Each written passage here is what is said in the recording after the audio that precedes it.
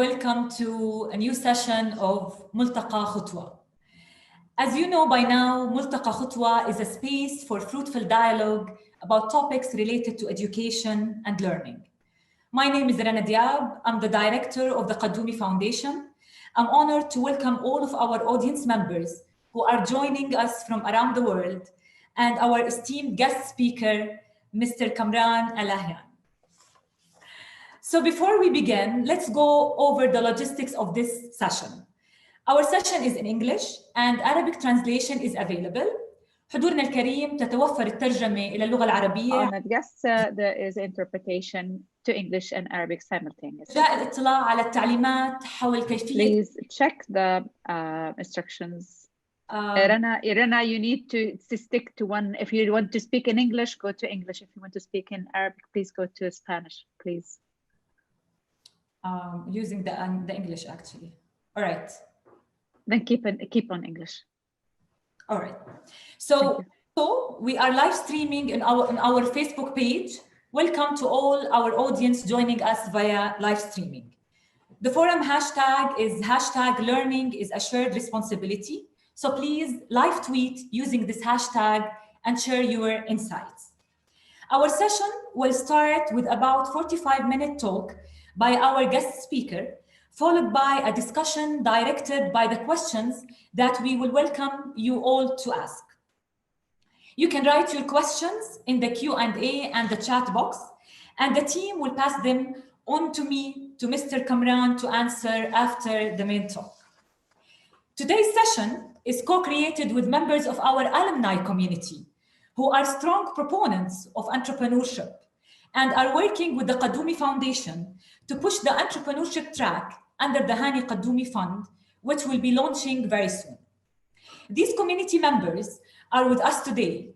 They have played a big part in organizing and leading this event. They will be engaging with all of you on the different platforms and helping direct the flow of questions. A big thank you to Saeed, Shahab, Tariq, Hassan, Luzan, as well as the whole team of the Qaddumi Foundation.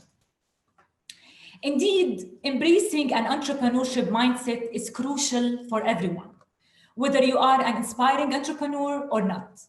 Given the complexities of today's world, the speed at which we must react to tap into available opportunities and to overcome the challenges that we all face every day.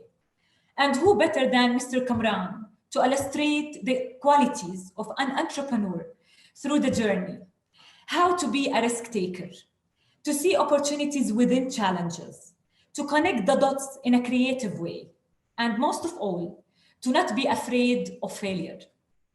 I'm very pleased to welcome the high-tech visionary entrepreneur, Mr. Kamaran إليهيان. Mr. Kamaran, the floor is yours.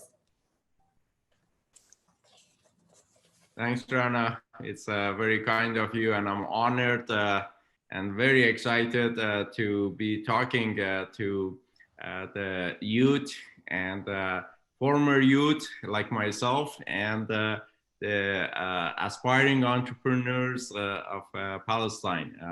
Palestine has amazing abilities, and I just am delighted to play a small role in helping communicate some of the ideas with the great people of Palestine. I was born in Iran, in Tehran. My father was an entrepreneur also, so it was kind of in my upbringing that it is okay to be on your own and do things different. Although many of my friends' parents were all in working for big companies or working for government. My father was a self-made entrepreneur also, so I had some inspiration from him. I really had some sort of a vision. I can't say from where it came, but I remember I always thought that I had to play a role, do something that was important, was meaning, and I didn't know what. I remember when I was 8, 9, 10 years old, sometimes I would go to family gatherings, and when many of my members of the family were just having a nice social chats and talking about who is getting married, who is having a baby, who is traveling where, I would stand up and tell people, why are you wasting your time on just a simple chit chat?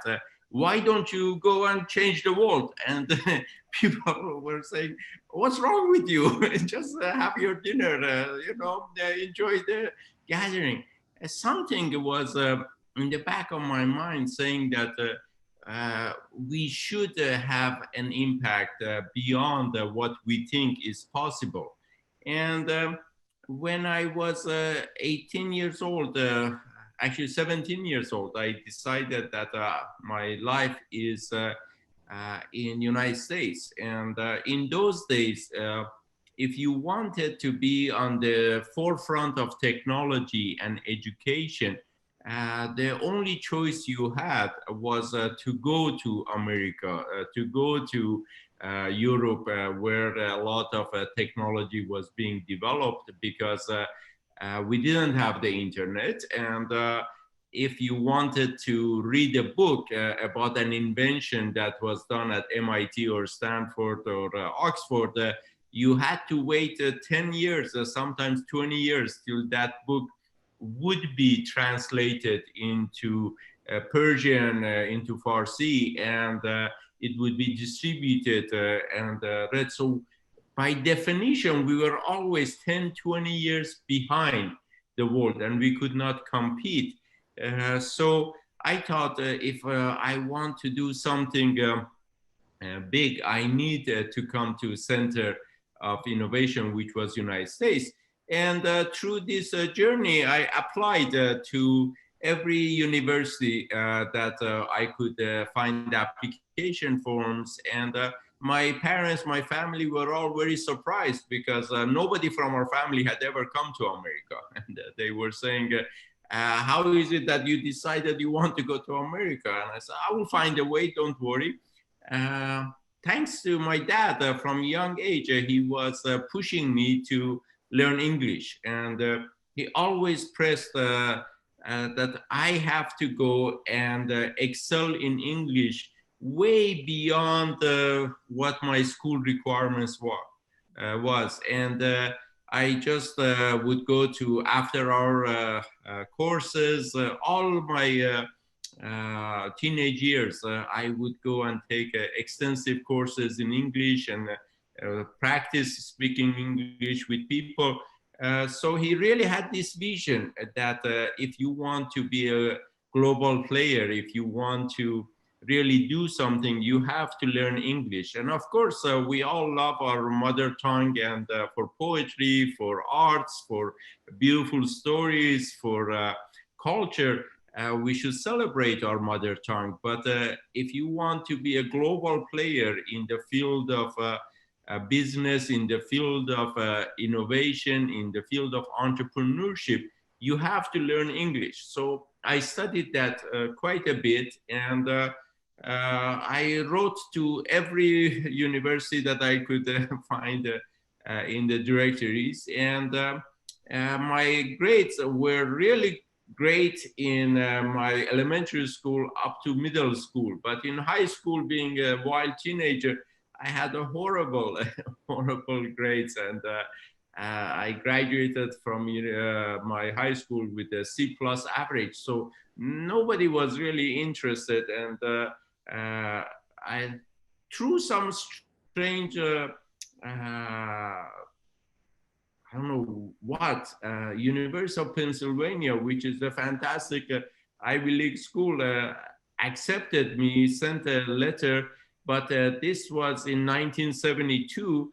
They said that you can start in the 1976. And I didn't understand. They were talking about graduating class of 1976. And I thought it's the starting class 1976.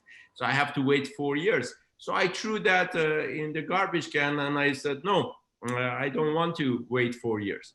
And a tiny school in Utah, state of Utah, that I didn't even know there is a state like that existing, called Utah State University, was the only other school that accepted me.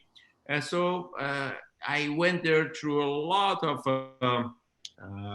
last minute rushing to get a passport, to get a visa, all of that. I arrived there a few weeks late, and really had amazing pressures on me. But I got there, and I had no idea that this is a very small state, and it is in terms of population, and the school was in a very small town.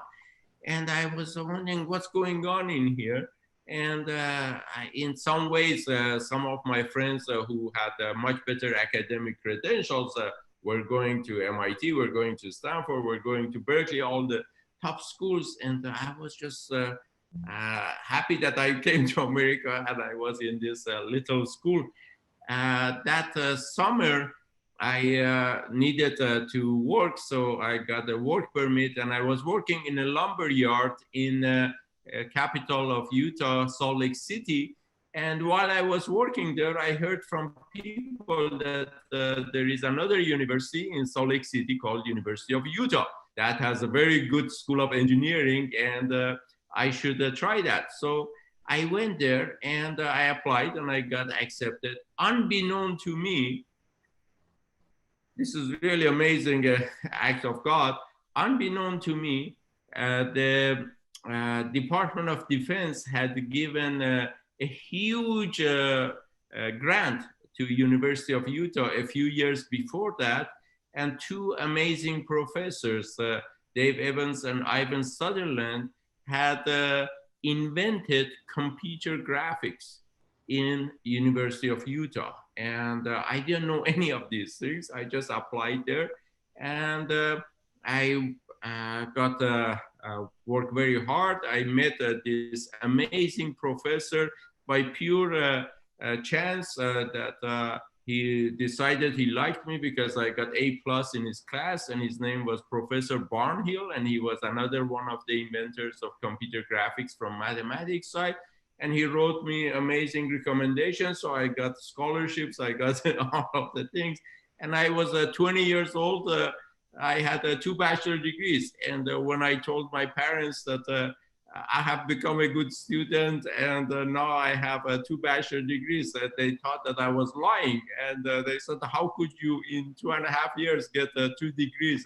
That sounds like nonsense. And I got my master's a year and a half later, and I applied because I had master's in computer graphics from University of Utah. And you have to understand, all the giants of computer graphics at that time, the founder of Adobe, the founder of Pixar, the founder of Jim Clark, the founder of Netscape, chairman of Netscape, and before that, founder of Silicon Graphics. All of them had done their PhDs over there. And I was a kid, and I saw all of these giants, very smart people who have got all these amazing inventions. So hanging around them by pure chance, I learned a little bit here or there. And when I got my master's, I applied to I applied to IBM in New York. I applied to Texas Instrument in Dallas, Texas, and HP, Hewlett Packard, in Palo Alto, California, in corporate engineering labs. And what was amazing was the people in IBM and Texas Instrument gave me much higher offers, much better packages financially, but I decided to accept the HP's offer. And my wife was asking me, why do you do that? I said, these people challenged me. They asked me so many difficult questions, and I think I can learn the most from them. And in those days, the name Silicon Valley didn't really exist. It was just Palo Alto, California, and of course, companies like Intel and Fairchild and AMD were around. Cisco had just started, but Silicon Valley was not known. So by pure chance, I just ended up in the heart of innovation. And I was working at HP for a couple years. And I was thinking, how could I really have a big impact? And I remember that I went to a computer graphic conference, and I saw Professor Jim Clark. At that time, he was a professor at Stanford before he started Silicon Graphics and before he started Netscape. I was talking with him over there, and I noticed there were many people who were saying we want to have the ability to design our own chips, and nobody could do that. You had to be Intel or be IBM to have your ability to design your own chips. So I was talking to Jim, and Jim said, you know, there are two professors in Stanford who are teaching everybody who wants to learn a new method about how to design your own chips. So I went to my boss and I said, please let me go on to Stanford and take these courses to learn about chip design. And my background was computer science, computer graphics, mathematics. I knew nothing about electrical engineering, but he liked me, and he said, fine, go ahead and do this. And I talked to the top guys. I managed to go through all the top management of HP, and I told them, if you let me take this class and you videotape this thing, and my chip works, this would be amazing opportunity, because then we can show the videos to many engineers. You know, within HP, we had I don't know, tens of thousands of engineers, and the total number of chip designers were less than 50 at that time. So very few people knew how to design chips. And I was telling them, if we show these videotapes through HP educational programs, we can have hundreds or thousands of chip designers, and HP could become a very advanced company. And everybody was very surprised. How could a 24-year-old, 25-year-old kid have this crazy idea? But they decided to let me go. So for 1 year, I went to Stanford, all tuition paid by HP, because I couldn't afford Stanford. It's a very elite school, very expensive. And they paid for all of that. They gave me half of my time off so that I could go and learn to design a chip. And I designed a chip. It was a communication chip, and it came back, and unfortunately, it did not work. So how do you go and recover from this? I mean, this is a huge failure. You go and advertise it, you put your whole career online, and you say that this is something that's going to be amazing, and everybody had high expectations, but the chip did not work. And so I went to my boss and I said, I have some good news and I have some bad news. And he said, oh my God, what is the bad news? I said, the bad news is the chip is not working. And he says, oh my God, we spent so much money on you. We promoted this. You're going to get fired. I'm going to get fired. This might be quite difficult. And I said, no, but there is a good news. He said, what's the good news? I said that, you know, I found out the tools that we were using at Stanford to design these chips were very primitive. We are HP, we know computer graphics. We can help design new tools instead of a CAD, which was computer-aided design, CAM, which was computer-aided manufacturing. We can have a whole new set of tools called CAE, computer-aided engineering, and use computer graphics to design chips that work and provide a lot of simulation, a lot of analysis, and visual confirmation and interaction.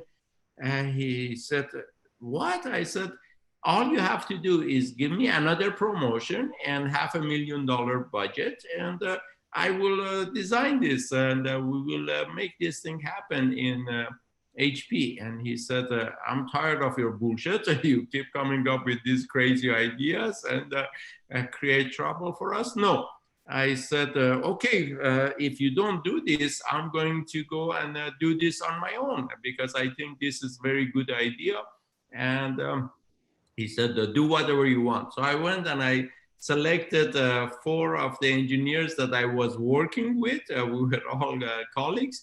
And I said that, why don't you join me? And we all leave HP and we go and create a new company and make this thing happen.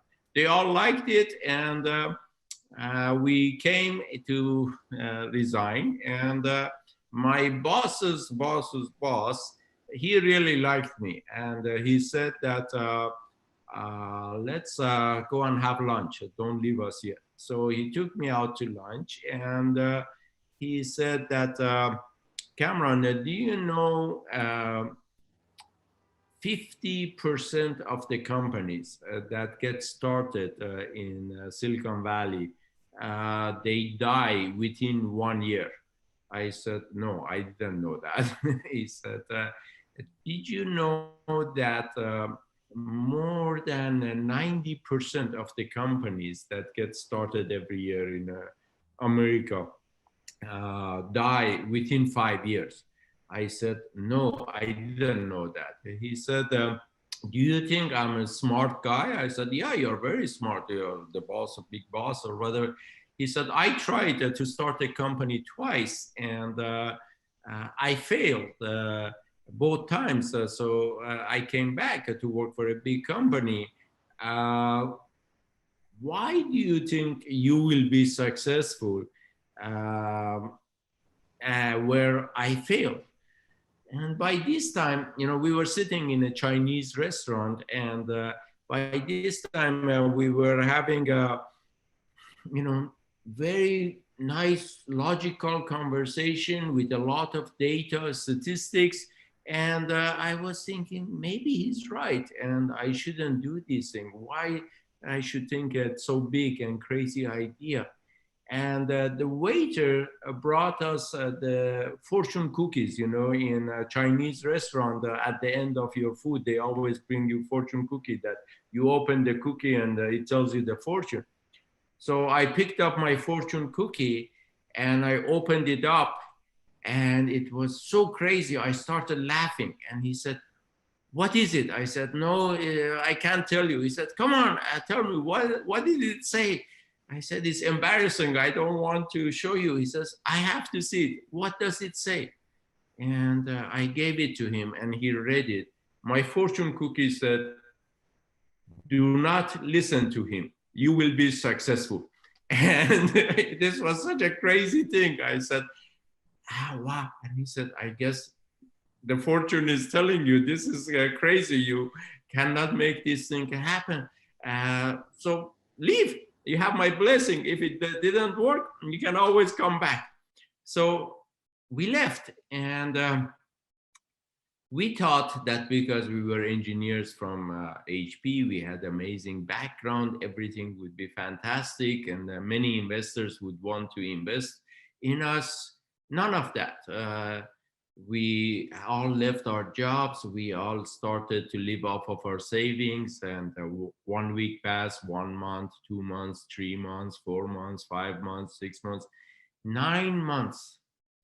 And we had the rule that as we developed our presentation slides, and we would make presentations to the venture capitalists, if 5 people said no, we would say something is wrong with our presentation. We have to study and revise it and change the things to make it better. So it was Rev 19 of our business presentation slides that got funding finally. So if my math is correct, we made our presentation 95 times at least. And imagine 94 times people tell you, no, no, no, and you are living with your savings, and you are down to your last little bit of money that you have, and everybody is really under stress. And we believed so much, we kept hiring more people. By the time we got our funding, we had 8 people besides myself, total 9 people working on this project out of one of my co-founders, Dave Hoffman's house. And it was really up to the last few weeks before we would all go bankrupt and have a major difficulty. And when you think back, you say, my God, why did it have to be so difficult? You know, for us to make a simple prototype of our product, we needed to raise $1.8 million.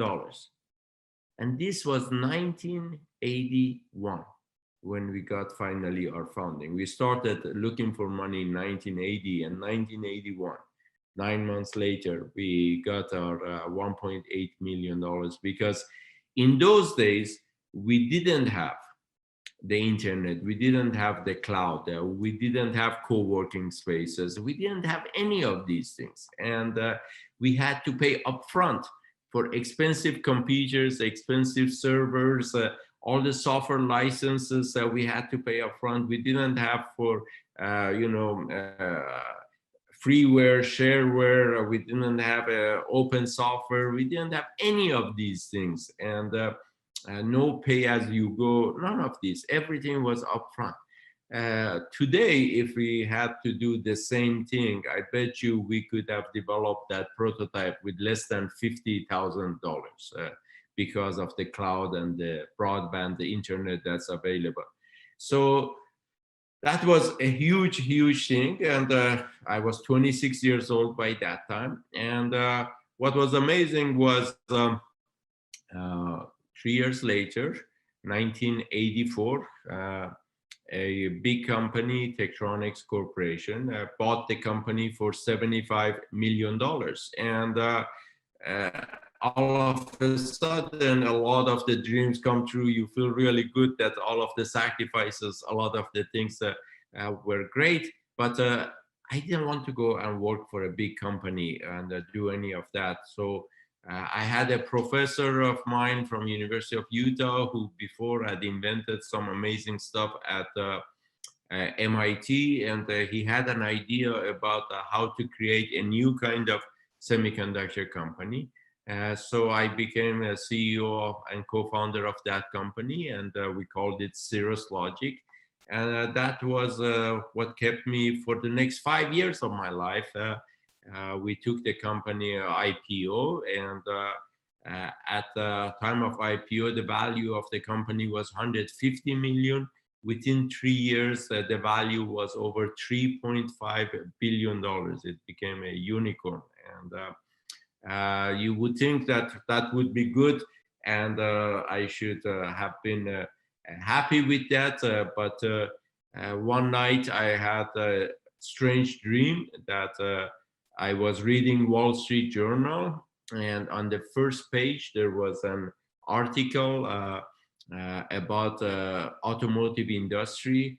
And in my dream, this was 1989, in my dream, I went with my finger. There was in the article, there was a picture advertisement from Honda, the car maker.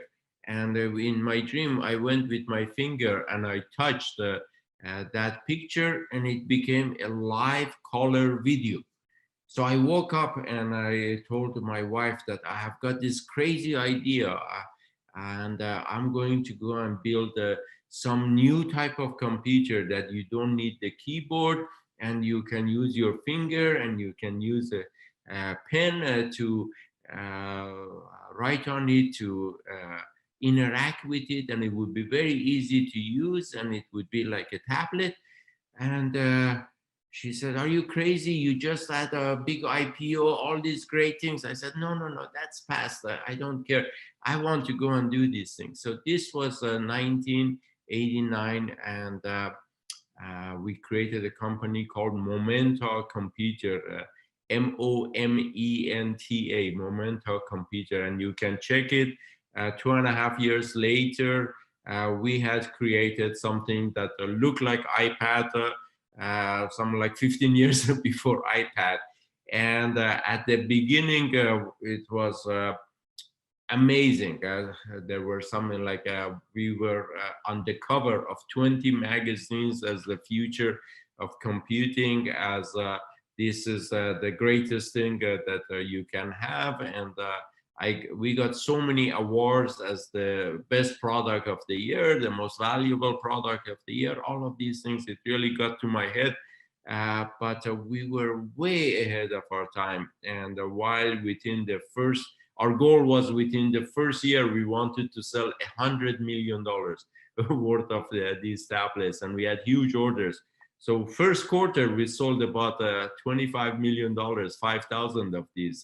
The cost was $5,000 per tablet. And it was another tablet that was heavy, but you had to put it on a table. Technology was not good enough yet. This was before internet. This was before colored LCDs, before many, many things we had to invent ourselves. And I had raised over $40 million to make this dream come true in a very, very aggressive way. Had an amazing team, but people started to return it within a few months, and they were saying that this does not work because we had designed it with no buttons. And so people didn't even know how to turn it on. And how do you look at it and say, so many years later, Apple trained all of us that you put your finger or your on the screen and wait, and it wakes up and does that. And none of these things were well known at that time. So this was a major disaster. It was April 1st, 1992, that I came to work, and I saw that there was a board meeting going on, and I said, "I'm the chairman, CEO. I didn't call a board meeting." And they said, "No, we did, and you are fired." So that was a huge, huge blow to everything. And I went through a whole year of soul searching and trying to figure out what I should do with my life, because it was just a very, very difficult thing. Your company is like your baby, and how do you get fired from your own company? And I went through a lot of soul searching, trying to figure out what I do. I traveled all over the world. None of the things that were important to me before were important, because you say, why do you start a company? Typically, you want to be your own boss. Well, I was my boss in my so many years in my previous two companies also. You say you want to make money. Well, I had made enough money, and money was not so exciting, interesting to me, and I wanted something different. Some people say, I want to start a company to develop a product that has impact. Well, I had done that a couple of times before. So all of these things were quite meaningless. Some people want to be famous. Well, when you do your first interview on CNN or on I had this amazing interview with Dan Rather on American Dream, and you can go and do a YouTube search on it. Those things are amazing, interesting the first time, the second time, third time, but after you do it many times, all of that is meaningless. So I was looking for some meaning in my life, and as I traveled all over the world trying to figure out what I should do, I found out that every country that I visited, people said that their race was the best, and their religion was the best. In Japan, they believe that Japan is land of gods, and gods protected because it's special place. In China, they believe that their Chinese race are the only civilized race. Everybody else is barbarian below them. You go to France, the French say that they brought all the culture into the whole world. You go to Greece, and the Greeks say, no, we brought all the culture in the world. And the Romans say, no, we brought all of that in there. And you go to anywhere into, I was born in Iran, the Persians claim that they were the greatest race. And you go to any Arab country, and Arabs believe that they are the best. And you go to Israel, and the Jews say, oh, we are the chosen people. So everybody believes that they are the best and the greatest. And everybody says that, hey, my religion is the best, and this is the only way that you could go to heaven. And I was just thinking, wait a minute, why are people fighting with each other so much? Maybe they're all maybe wrong or right. Maybe we are all human beings. And why does it matter which way is the best way? Look, each person is looking at it. Imagine there is a sun, and each one of us has a mirror that from our angle we say, hey, this is the way it should be. But all of that leads to God, or all of that leads to humanity. And once I thought of this, I said, if we had a chance for every person to travel all over the world and see how similar we are, regardless of our nationality or race or religion, maybe we would have peace and we can cooperate with each other. So that became a huge part of my life philosophy. And from that point on, I started to create 7 more companies, and all of them started to develop technologies that would bring people closer together. So my 4th company was NeoMagic. That was another unicorn. That was the first company that allowed all of the memory and logic be on one chip, so you could put it into all the laptops that, if you remember IBM ThinkPad, the Sony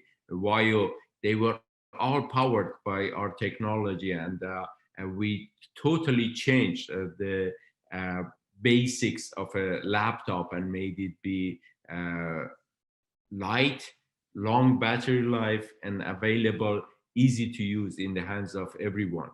Centillion Communication, my 6th company, invented ADSL, which brought broadband to a significant higher level than was available using analog methods before that with the modems. And then when I started my venture capital business, we had companies like BSIM that invented 4G technology, or SoundHound, that is my last unicorn that has natural language processing and voice recognition that is deployed in something like 10-15 most advanced car companies are using it. If you buy a new Mercedes, you will see that what they're using in there is already worth about $1.2 billion, this company.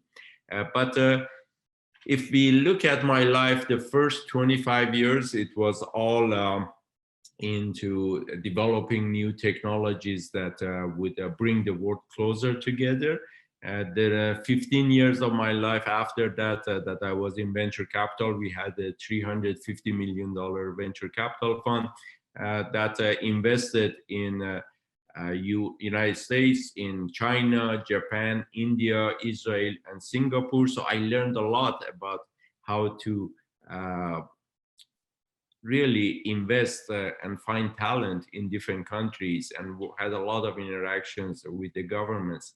But the most important thing in my life, after realization that we need to do things that bring people together, was a creation of our foundation. We created our first project that was called schools online in 1996. My wife and I gave all of our money to create this a nonprofit organization.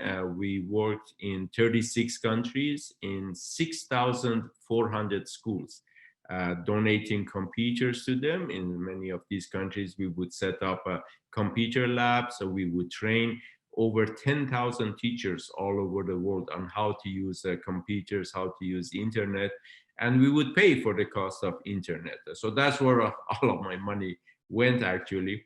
And by 2003, we decided that we should actually go and work in refugee camps also.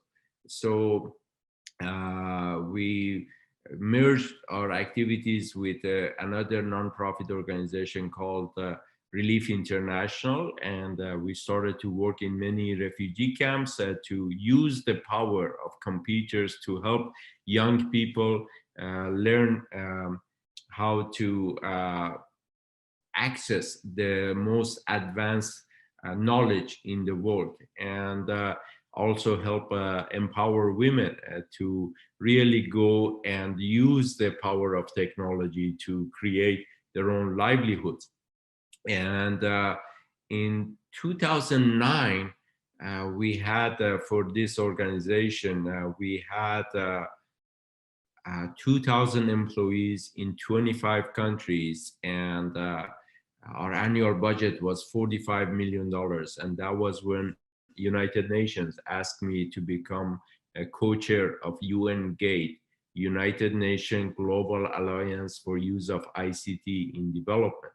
And I held that position for 2 years. And through that process, I traveled in many countries, met many heads of states of many countries. And I noticed that we really can do a lot using technology in a new way because of the 4G that started to appear, and later on 5G. And right now, as we see, the low orbit satellites are really going to totally revolutionize our lives. And it has been the move from we had agricultural economy first, then industrial economy, then knowledge economy. The last 20 years, we have been moving into innovation economy. And innovation economy is just amazing on how the young people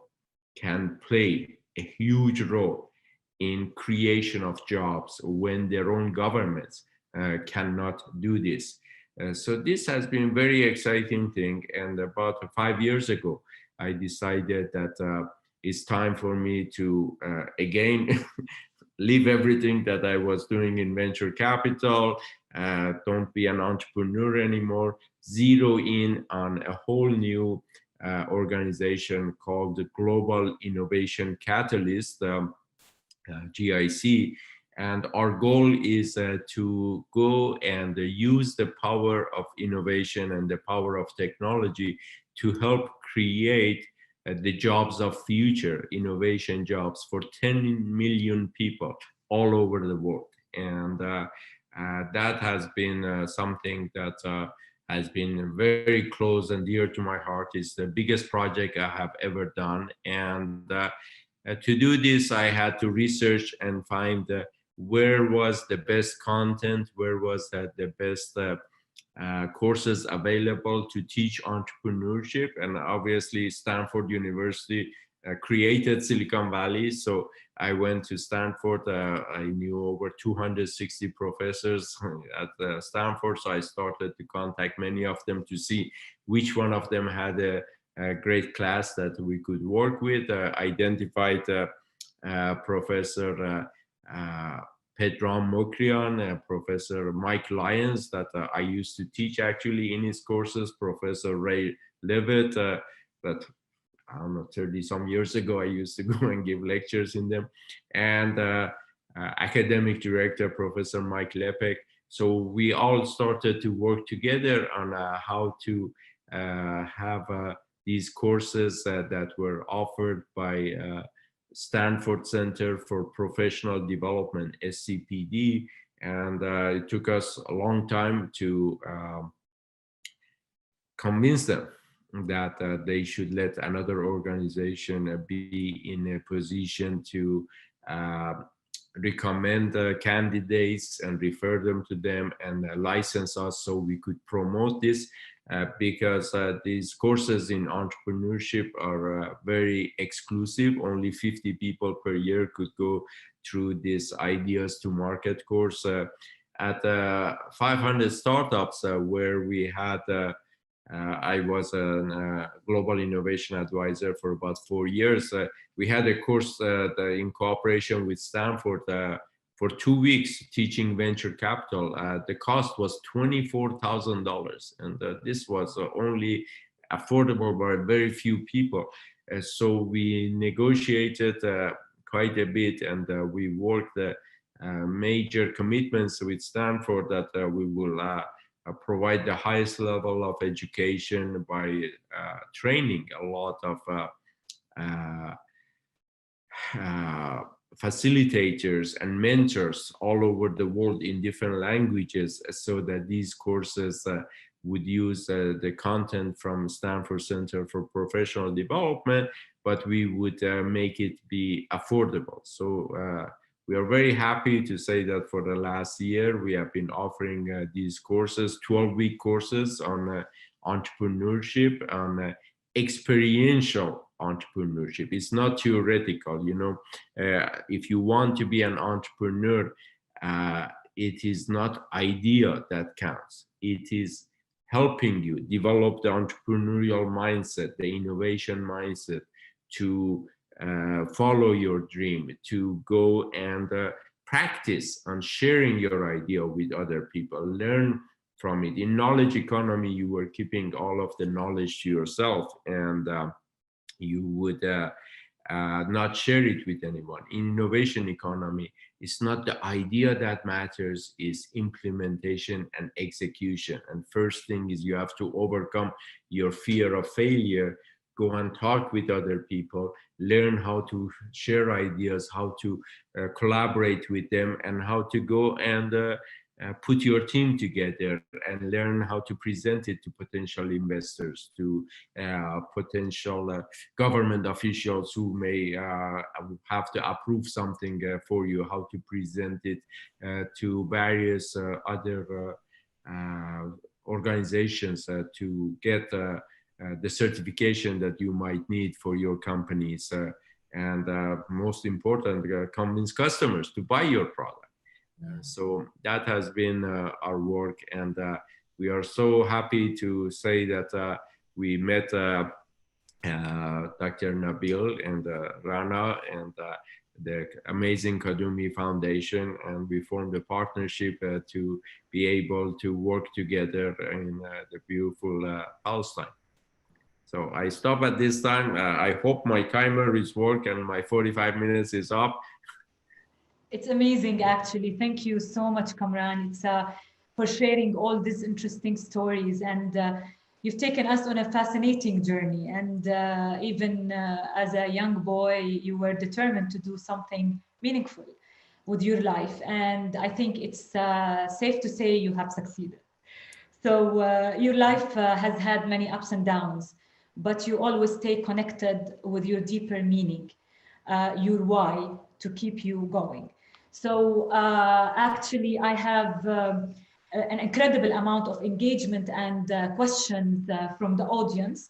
So I'm going to turn it over to them and to start taking the questions. And I will start with a question related to the program. First of all, I have to say that we at Qaddumi Foundation, we're very excited for this partnership, and we look forward and that we will launch and announce maybe in the middle of this month. And we already have 3 of our alumni joining this program, and the feedback is amazing.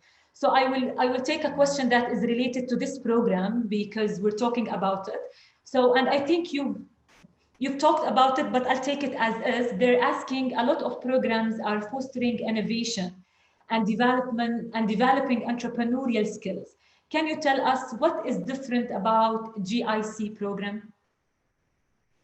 Okay, well, part of the thing is many times if you try to learn about entrepreneurship, and there are in the last 5 years there have been some universities, even some high schools who have started to put courses on entrepreneurship, and there have been many books. Just go and do a Google search on books on entrepreneurship. There are a huge number of them there. Unfortunately, many of these things are theoretical. They say 7 steps to success, 12 steps to becoming a good entrepreneur. And while in theory that is great, in reality, life is not like cooking a cake. You know, if you have ever tried to do any cooking and you buy a recipe book and you try to make it yourself following the steps, the chances are the first 5-10 times it sucks. It's really bad because you follow the cookbook and it says use 3 mid-sized tomatoes. Well, what's the definition of mid-size? And what type of a tomato is it? Is it green or is it red or is it yellow? How ripe it is? And so much of even a simple cooking is based on the cook's experience to select the right ingredients and to select the methods, because you know, it says preheat the oven to so many degrees to do this thing and run it approximately for about 12 minutes. Well, depending on what type of rice, what type of meat, what type of vegetables you bought, from where, their sizes, their things, and what measurements you use, is totally inexact. And you can give all of these things, but the best cooks, the best chefs are not the ones who just read a fantastic cookbook and come up with a thing. The best ones are the ones who go through experiential cooking, and they learn and they say, okay, this is what it says, but it was written as a general cookbook. For my taste, I need to add a little bit more za'atar. I need to add a little bit more sumac in here. I want to put some more lime or this or that for my taste, for my family's taste, or you know, change spices, do the heating more, make it be whatever. So even in cooking, you cannot have a set of things that you follow in a methodical way and the result will be great. It is experimentation. Now imagine life, which is 100 times more complex and so many unknown situations that you have no clue, that the cookbook doesn't cover. You know, which entrepreneurial book would tell you in event of a pandemic, go and change your things based on the following things? Today, people are writing books on how to survive or thrive in the, you know, at the time of pandemic. But I challenge you, go through the books that were written a year ago, up to a year ago, and there is no recipe in event of pandemic, this is what your startup should do, because life is full of surprises. So knowing this, what we have tried to do is, instead of giving you a recipe of follow these 7 steps to do this to have a successful startup, we say, these are the type of questions you have to ask yourself, your team, your customers, and go you find the answers. And this is a method to learn how to ask these questions, separate the noise from the signal, because there's always a lot of noise around. Zero in on important things, and by doing it experientially, learning how to work with other people on your project, And you know, typically in a cohort of about 48 people that we have, people come with different ideas. Some come as a group of 3-4 people who have an idea and we let them work on it. Some other ones come and say, we have an idea, but there's just only me in here. And they have to compete and recruit other people who would follow that. So it becomes a microcosm of real world, that you have to compete against other peoples with similar ideas, because we only select about 12 to 15 ideas in each cohort. And you have to compete with other participants so your idea gets selected. And if it didn't get selected and you weren't able to convince other people to join you, then you join someone else who has had better ability and you learn from them. And we don't have these things to be, hey, all the people who take this are from America, or all the people are from Palestine, or all the people are from France. We have it as a global cohort.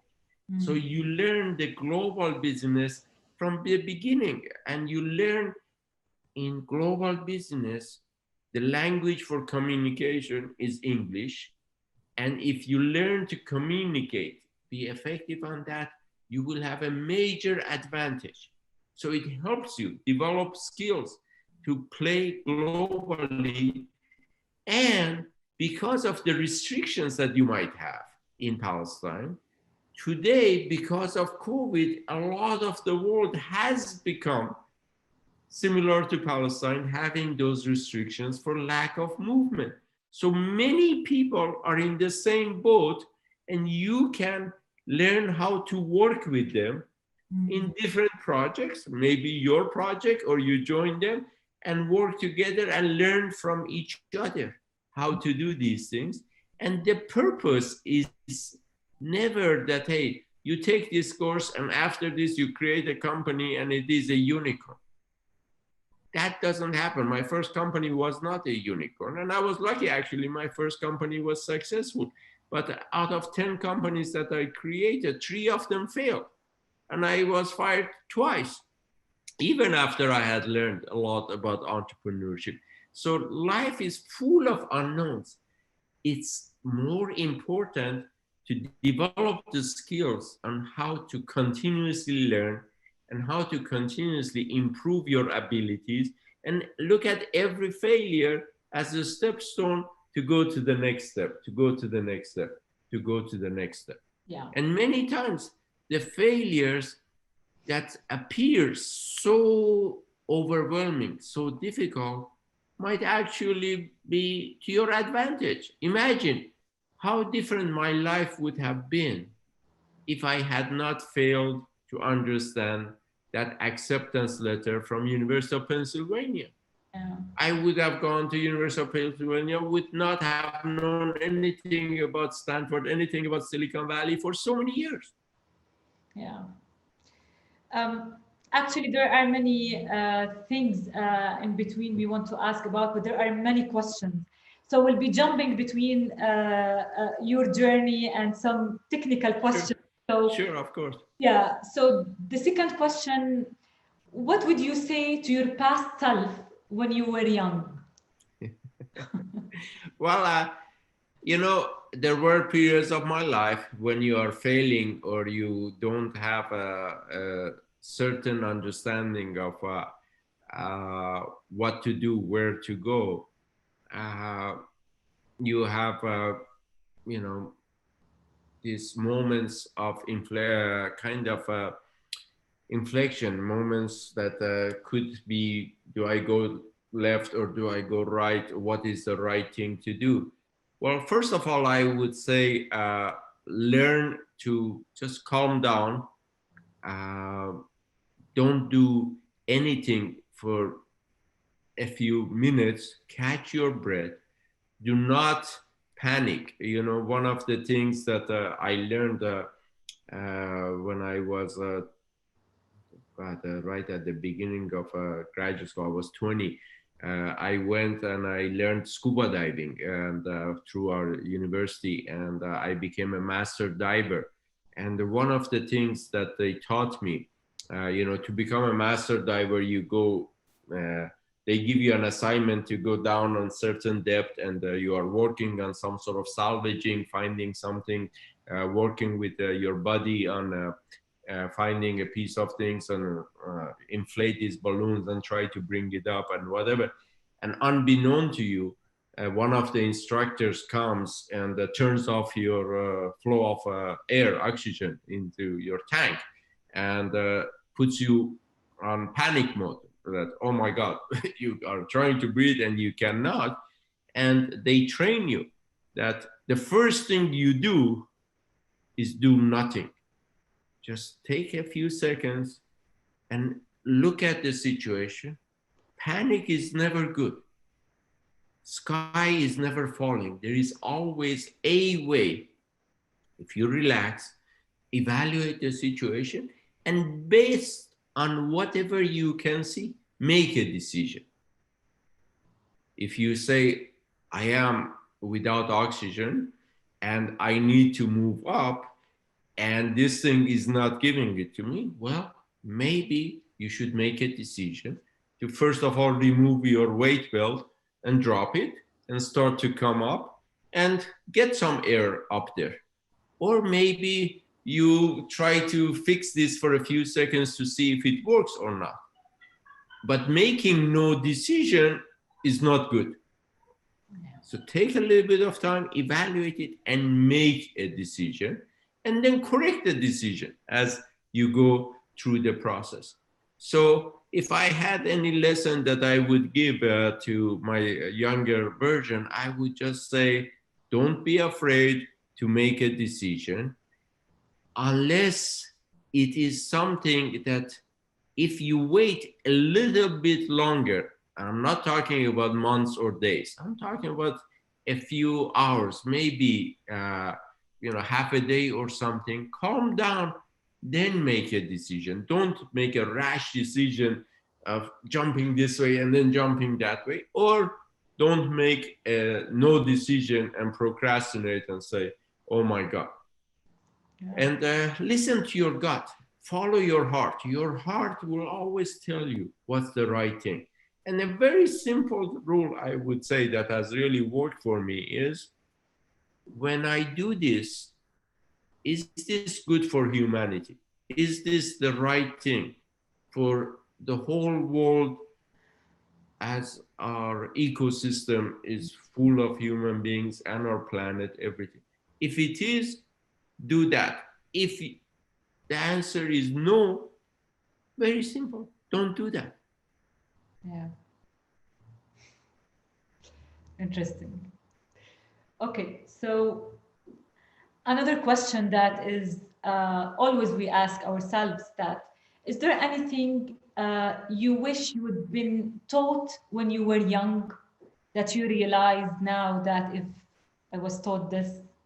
Well, I wish there was a class like a Global Innovation Catalyst class that I could take because, learning everything on your own is very, very time consuming. And today, the process of learning is much easier. But when I started my first company in 1980, I had only technical knowledge and a little bit of management knowledge. But I didn't know anything about marketing, sales, manufacturing, finance, human relationships, none of these things. I had no idea how to do any of these things. And I had to go and take courses. And each course, I took a course in accounting to learn how to put a business plan together. And it took so long to 3 months of my life to go and learn about the basics of accounting, so I would understand how an income statement works. And then I had to learn how to use this. We didn't have PCs at that time yet, so it was timeshare on supercomputers. There was this program coming along that was the first version of a spreadsheet on a multi-million-dollar computer. So I went and I learned how to use that to be able to project something. Today, obviously, all of this has become so much easier because anything I want to do that I don't know how to do, I go to YouTube and do a search for it, and YouTube teaches me to fix this thing, to develop that, to figure that out. So it is a lot easier to have access to the knowledge. So the value of knowledge and having to memorize many things is not so high than it was in knowledge economy, because of broadband is readily available. Where you really need to improve is doing it, experiential learning. And just make a decision, go forward, be brave, see, get the feedback, share the ideas, talk to your customers, talk to other employees, talk to people that you respect, get their feedback, and adjust your ideas and learn. And just go back and forth learning how to do pivot. And don't be afraid that your idea may not be acceptable. Yeah. Guaranteed, many ideas you need to improve upon it. And it's just good till you have your first meeting with the customer and you find out how many problems that customer finds. But the question is, are you talking to the right customer?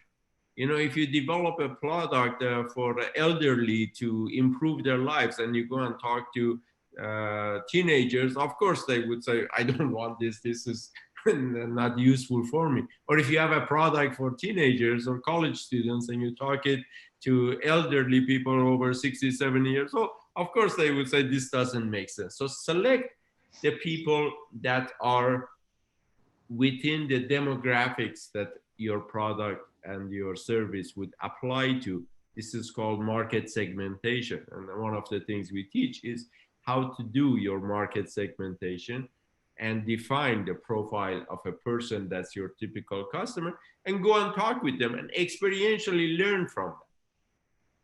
Yeah. But none of these things were available then. Yeah. And I would always say, if you have a chance to go and start a new company or work with somebody in a young company, I highly recommend it, because when I was working in a big company like HP, I was pigeonholed to do engineering all the time.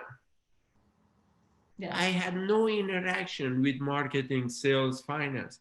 But when I started my first company, all of us learned a lot about sales, marketing, finance, human resources, all the different functions, because it's a small company, you have to do a little bit of this, a little bit of that. So it's a very good way for you to figure out what you are good at. Yeah. Maybe you are not the best CEO. There is nothing wrong. I'm not the best CEO. After my disaster in my third company, I refused to be CEO in any company. I found out that I was much better as a chairman, as an idea person, high-level person that looked and thought strategically. Maybe you should be a good engineering manager. Maybe you are great in sales and you should become a great salesperson or become a sales manager. Yeah.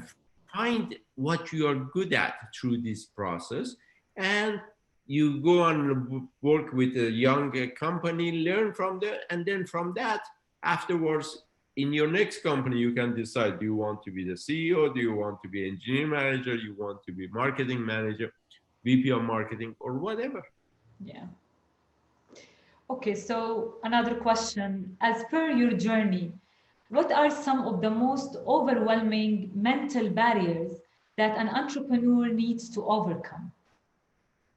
Well, it's always a fear of rejection.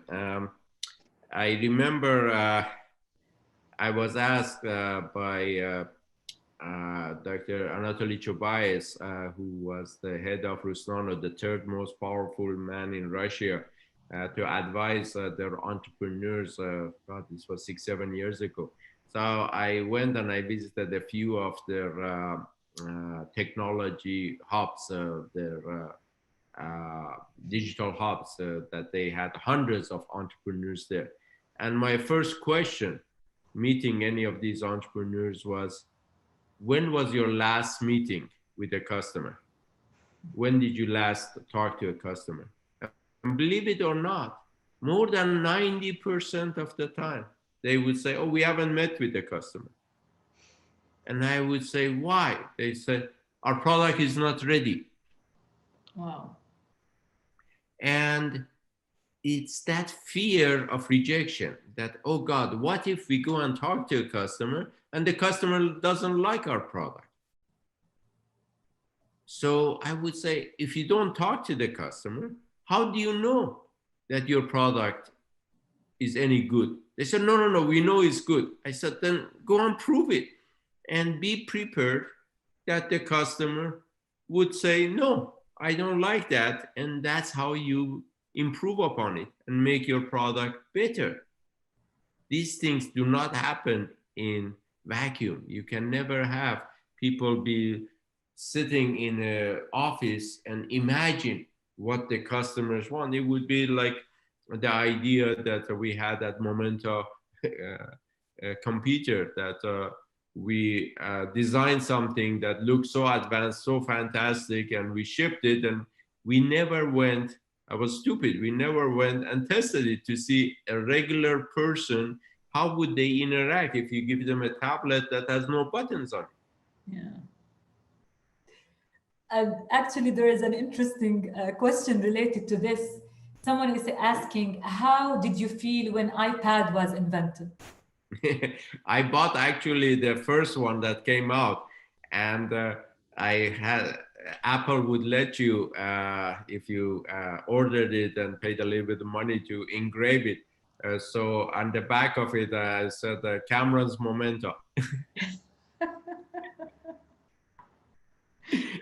No, I was very happy to do. I have so much respect for what Steve Jobs did, what Apple did, and this was a really amazing invention. But if you look at how Apple pursued it, because they went through their own set of failures. After Momento failed, Apple had a project similar to this called Newton. And they spent a few $100 million and it all failed. It came a couple years after Momento, and it was so much promise and it all failed. But Apple did not give up and they kept working on it. And when Steve Jobs came back, this time he didn't go and make iPad as the first product. If you go through the basic thing, there is this concept of minimum viable product. How can you make a product that has the minimum set of features so it's easy to do and learn from it and make money and then keep adding things to it? So what was Apple's minimum viable product in a consumer business? Their first product was not iPad. Their first product was not iPhone. Their first product was iPod. And iPod that did only one thing, but did it really well, and it was music. And they trained the people to learn about the cloud, that here is a little device, and the first one actually didn't have its own Wi-Fi. You had to insert it into, connect it to your laptop, and your laptop could go to iTunes and you could seamlessly download a lot of songs. So they trained you that there is this thing called the cloud that has all the collection of all the music, all the songs out there, and you can go and download it and select the ones you want in your little device. Yeah. And that was their first big consumer product. And then slowly they added Wi-Fi capabilities so that by itself could connect to Wi-Fi, get that. And then a couple years later, when iPhone came, they said, hey, we add the cellular capabilities so that you could do this. And they didn't come up with iPhone 12 day one. iPhone 1 had many more functions than an iPod, but it was very primitive compared to iPhone 12 that you see right now with all of the bells and whistles and whatever. But because they had already trained people to understand the concept of downloading something and having a thing, they took a version of iTunes and made it be App Store, and they introduced the concept that you bought iPhone 1, you had maybe 10 apps or 20 apps or something, but other people would develop other apps and you could go to App Store and download it and make your iPhone be stronger and better. And they went through iPhone 1, iPhone 2, iPhone 3, they kept making it better. And I can't remember it a couple, 2-3 years later when they finally made the iPad, which was bigger screen and had a lot more capabilities. Yeah. So even Apple figured out after the major failure of Newton that, hey, the way to do this is be patient and do experiential learning and go step by step by step. Imagine if Apple would try to, with their first effort, have an iPhone 12. Yeah. It would be a major disaster. They would say, our product is fantastic, it will do this and that, but you have to wait 15 years before it will be available. It would go bankrupt. They had to figure out how to go through iPod 1, iPod 2, iPhone 1, iPhone 2. Yeah. Step by step by step. So each step is minimum viable product. And this is part of experiential learning that we try to teach at the GIC's course. Yeah, it's very interesting. Actually, today we ask ourselves how we were using these devices before. So, yeah. Or even more important, how did we ever survive without any of these devices before? Remember, we used to have only a big, ugly phone in our home and nothing to carry with us. I remember in 1989 when I started Momenta, my friend in Motorola, Marty Cooper, who was the inventor of the first wireless phone, I asked him, can I have one of your things? The original cell phones were size of a brick or shoebox. And I had heard that Motorola was making a small one that it would be only this big and you could get it. It was called MicroTac, if I remember correctly. And they said, yeah, but it is very expensive. I said, I don't care. I want to have one of those. So I paid $4,800, but I was the first one in Silicon Valley which had a MicroTac, Motorola MicroTac, for 6 months.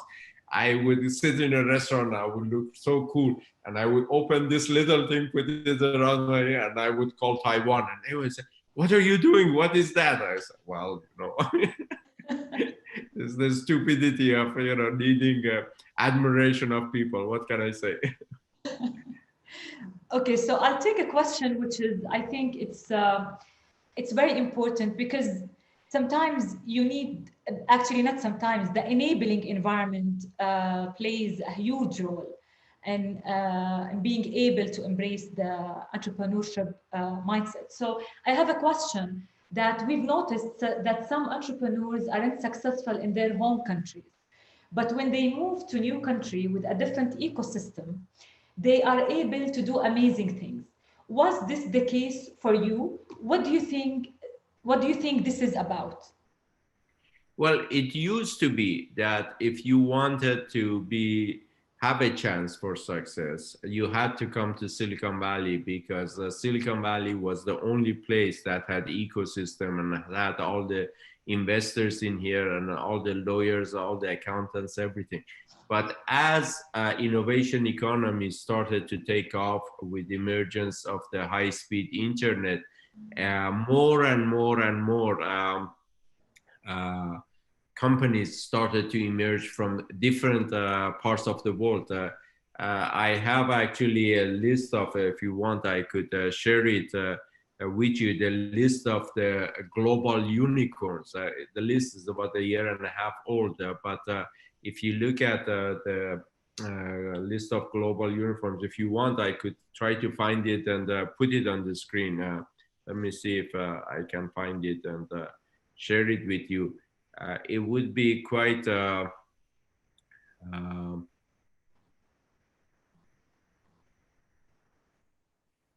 surprising to the people to see how many how the world has changed.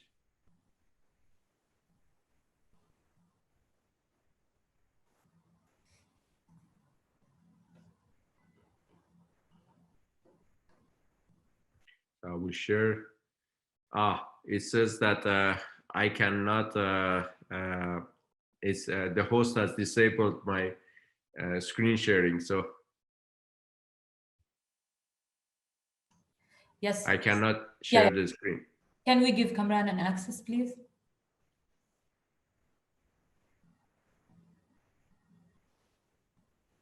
Let's try it again. Yeah, please. Oh, okay.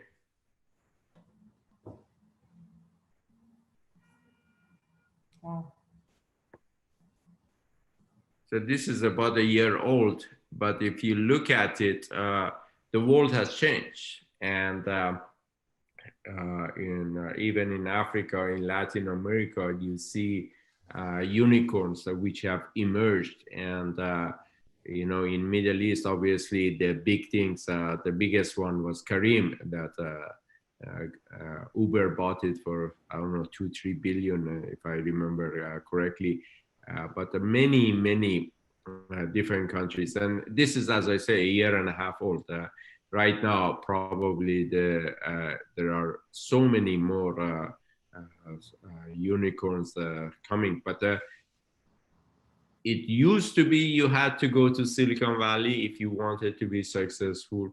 Now, thanks to broadband, is available everywhere. And again, thanks to COVID, many people are not traveling, so everybody is in the same boat. So you could be wherever you are and learn, first of all, learn English so you can communicate with other people.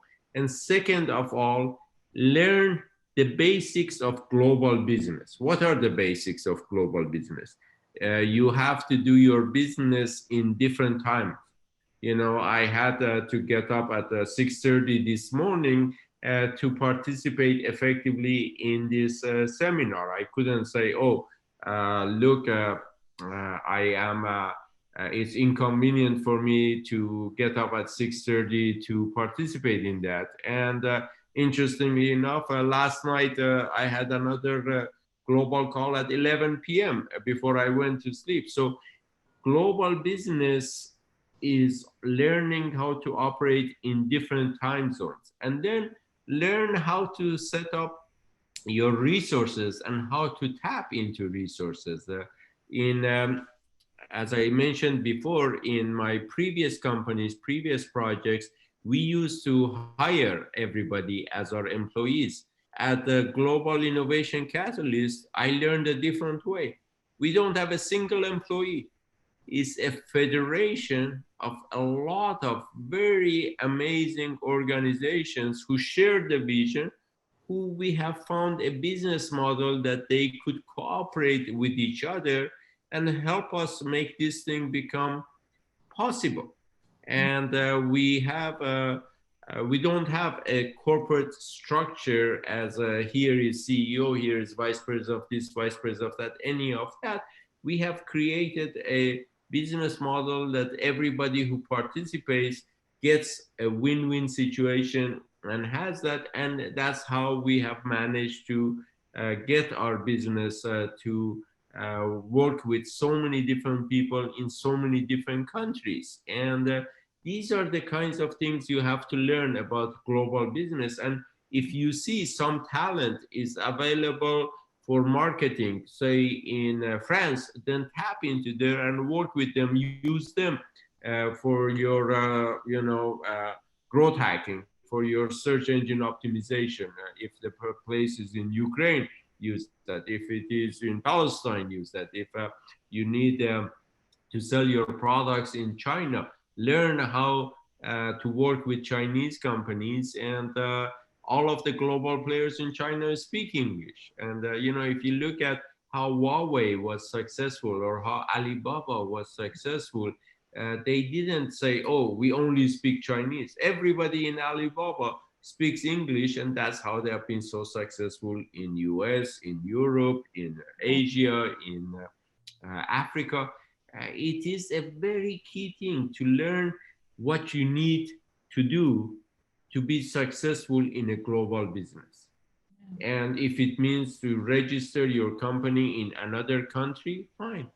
A registration right now using these things, a few $100s, you could register your company in Estonia, you could register your company in Cayman Islands, you could register anywhere. Just do whatever it requires to overcome these things. And there is so much knowledge available on the internet to really figure out what's the best thing for you to do. And you know, again, on Global Innovation Catalyst, for people who take our courses, we create this network, and we assign mentors to them who typically speak their local language also, who can help them with some of these things. And we hope that through that fact that they work together, they learn a lot, and they maintain their network. So it's a life enduring friendship that they can tap into and talk to their friends forever, and ask questions and help each other and support each other and buy and sell products and services to each other. And one thing I forgot to mention, through a lot of our work that we did in negotiations, the course is not $24,000 for 2 weeks, it's $3,000 for 12 weeks, which was amazing achievement for us to be able to do this thing, and it's available to anybody all over the world. Yeah, very. But it is difficult. You have to watch a lot of videos. You have to do a lot of work to do experiential learning to get the certificate from Stanford Center for Professional Development, and to become a qualified person that GIC would put you on the network, so you could become a leader within your own region and help other entrepreneurs become successful. Yeah, what we're hearing from our alumni, that it's a challenging course. Actually, it's not that easy. So I'm going to jump to another question, because there are many questions, but I'm trying to pick and choose. Sure. What do you think is the role the entrepreneur plays in a society? Do you think that the main recipe for the success of an entrepreneur is giving back to society? I believe that only thing that anybody should do is do something that benefits society. Yeah. You know, we have two styles of capitalism. We have the capitalism 1.0. That was one principle. It was speculation capitalism. It was buy low, sell high. A very simple rule. So you buy a stock at low and sell it high, or buy a home at or a building low and sell it high, or a bond, buy it low, sell it high. And the basic of that was your sole purpose of a corporation is maximize shareholder profit. That was capitalism 1.0. And within that, anything you did was okay. So we had these tobacco companies that would make these cigarettes that would kill people. You would have these oil companies, gas companies, who would go and pollute the air and destroy the environment and create so many problems. We had these coal companies that 25% of coal company employees would die of the black lung. It's like a lung cancer that after so many years working in a coal mine, you would get it. So anything was okay as long as you made money and maximize your profits. We have these casinos, gambling companies, that their sole purpose is to take the money away from the customer. If you go to any casino, if you lose, they love you. Heavens forbid if you win and you develop some skills of using some algorithms and statistics, they blacklist you and you cannot go to the casino again because you have learned how to win. So it is all maximize shareholder profit, even though you would be very bad to your employees, very bad to environment, very bad to your customers.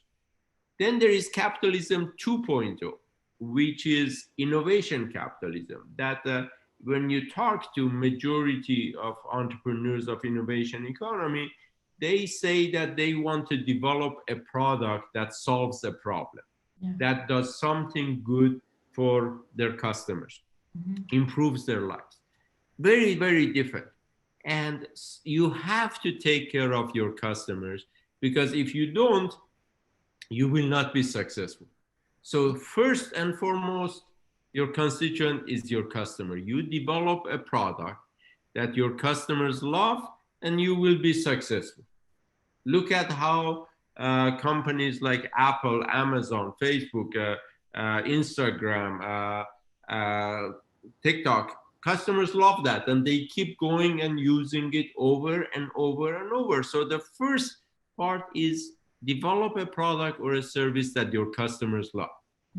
Second part is, to do this, you need a lot of smart people who not only have good brains, but also have abilities to do very smart product development, learn how to do growth hacking, and get their scale up their companies and get the software or the service be available or the product be sold in volume. So you have to take care of your employees, because if you don't do that, good people with smart brains that are needed to make you successful will go and work another company. And again, try to hire somebody out of Apple, try to hire somebody out of Google. People say, no, we love this company, we don't want to leave. So take care of your employees. The third one is take care of your suppliers, your supply chain, because old style of capitalism was maximize shareholder profit, bring the price down so that if your supplier dies because they cannot make any profit, it's okay. Well, in capitalism 2.0, you say, no, I don't need to kill all my suppliers to make money. I find a win-win situation that we cooperate with each other. I take care of them, they take care of me, and we build a long-term relationship.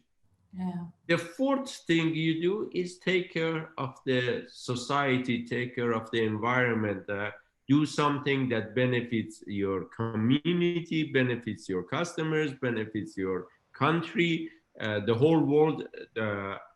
Don't pollute the air, don't destroy the planet, do something that makes all of those better.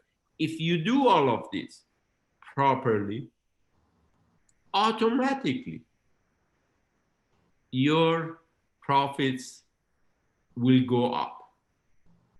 If you do these properly. And again, if I could share the screen for a second, let me show you something that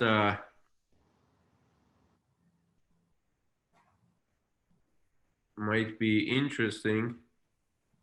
In 2009, the highest value companies were, top one was ExxonMobil, PetroChina, Walmart, China Mobile, Procter & Gamble, Microsoft, ICBC, Johnson & Johnson, AT&T.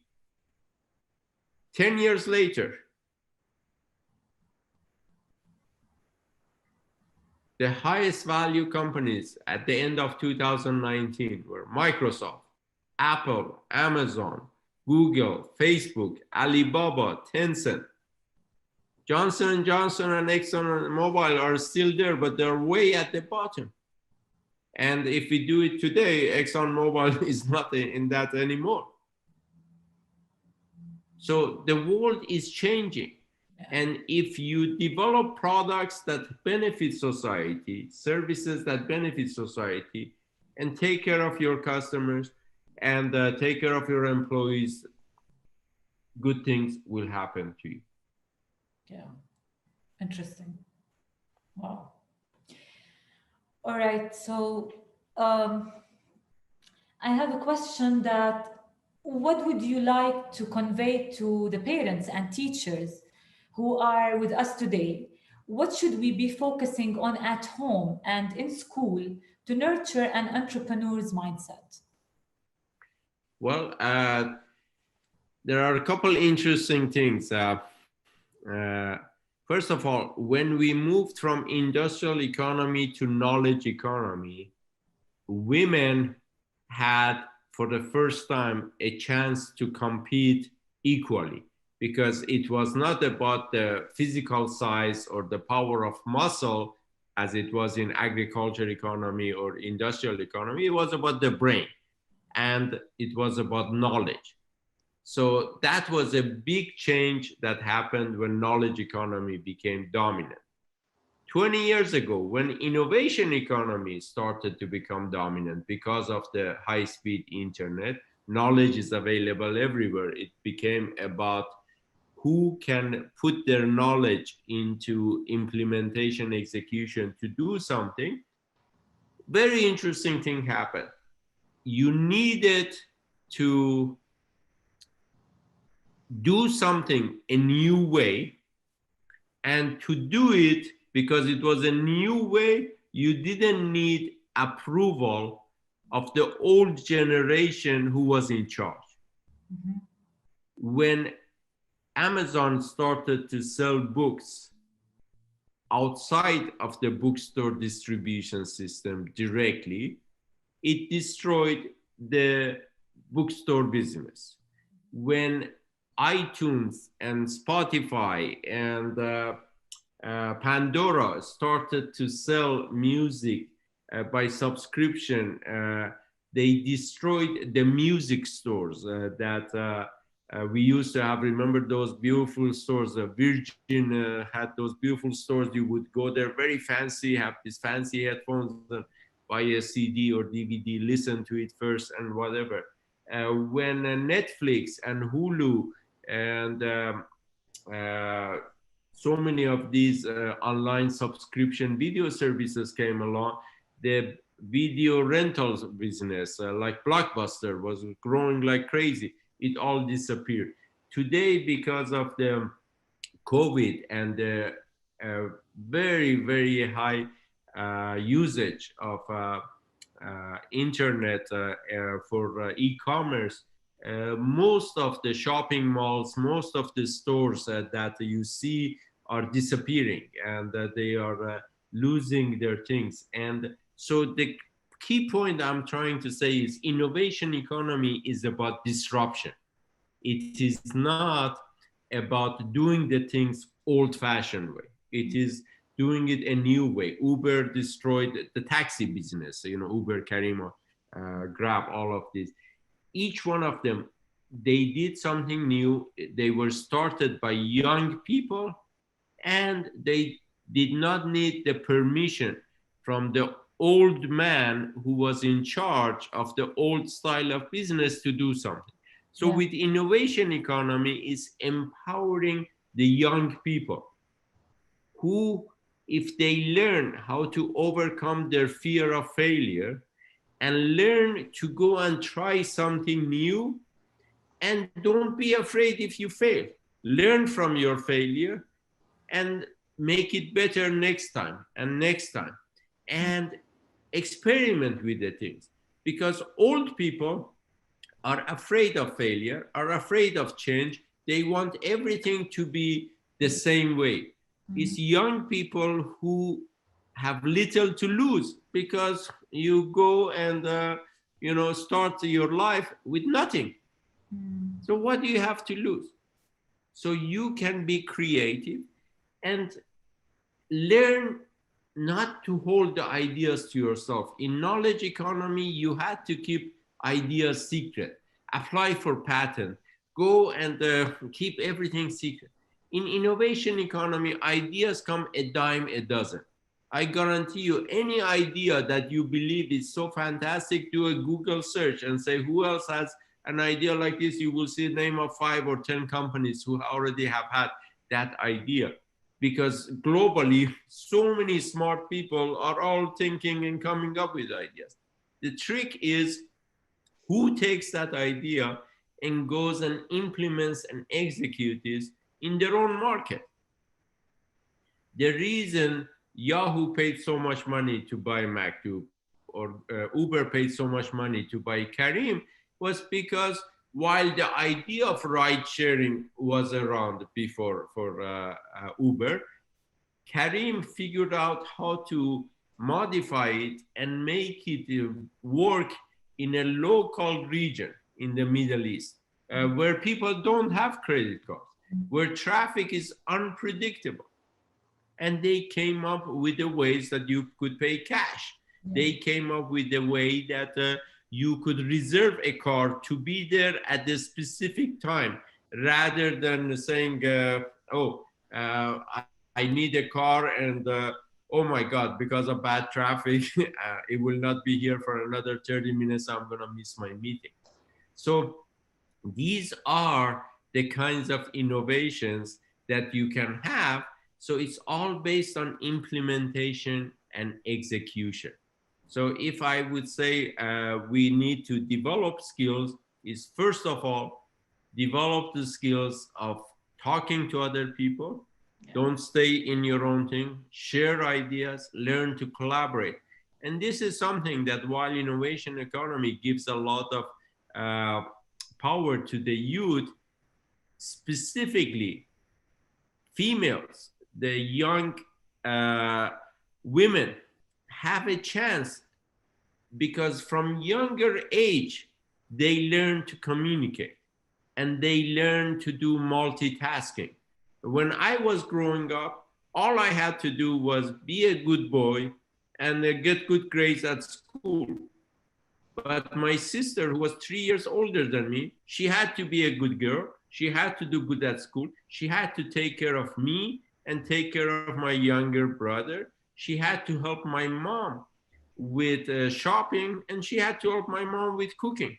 So from very young age, her brain learned collaboration, algorithmic thinking, prioritization. I have 1 hour. Do I spend studying myself? Do I take care of my younger brother? Or do I go and help my mom with shopping? And set up priorities and figure out what to do. And innovation economy is not the old-fashioned way that you go and do one thing full-time everywhere.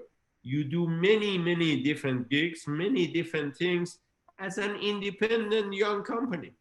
You might do some consulting work for 2 hours for this company in Sweden, and 4 hours I do some project for a company in Michigan. You learn how to prioritize, how to do the things, and you don't need your government to create jobs for you, the old men who are doing the things the old-fashioned way to create jobs for you. You can do it yourself. Wow. Very interesting. Okay, so I have a question for related to Palestine. Is there any opportunity for Palestinian incubators to establish links with your companies and with other regional and international companies to strengthen them and foster their progress? I'm sorry, I got the interruption. Could you repeat the question one more time? Yeah, is there any... And by the way, we need to finish in about 5 minutes because I'm getting a few calls. Sorry about that. So this will be our last question. Okay. So is there any opportunity for Palestinian incubators to establish links with your companies and other regional and international companies to strengthen them and foster their progress? Absolutely, absolutely. I would highly recommend that if you are interested, check out globalinnovationcatalyst.com and register for some of our classes. And if you want to be certified as a IDP, Instructor Development Program by Stanford University, so help with us as a facilitator to do this. We are more than happy to work with you. It's a short application you fill out and say that you are running an incubator or accelerator and you want to learn how to work with entrepreneurs the Stanford style, and we will register you and have you go through it's a 16-week class. 12 weeks is similar to other ones, but 4 additional weeks that we have there that we help you learn how to work with entrepreneurs and how to offer our courses properly within Palestine. Yeah, this is very interesting actually, and I have incredible number of questions, and I promise everyone that I will pass the questions to you actually. So it has truly been an amazing conversation around this very important topic, Kamran, and rich dialogue we've had with so many questions from the audience. Thank you so much, Kamran, for giving so much of your time and for sharing this experience, amazing experience.